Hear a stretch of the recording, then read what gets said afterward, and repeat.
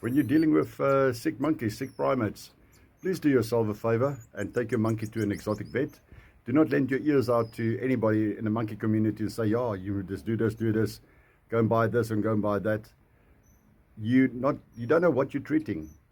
There's Leah, for instance. She came back from the vet this morning, and thank God I took her because the ultrasound was done. If I just had to think that was a normal infection, she wouldn't have made it long. There's a problem with her heart that made her kidney and liver enlarged, and she's also got a problem with her gallbladder, but she's on the right medication now, thanks to the doctor's examination, and obviously his experience and knowledge. So yeah, I've got hope for Leah. But guys, there's so much that can go wrong with monkeys.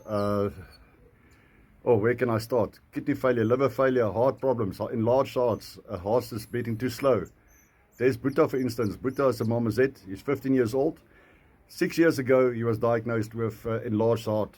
If I didn't go back then, he would have passed away 5 years already ago.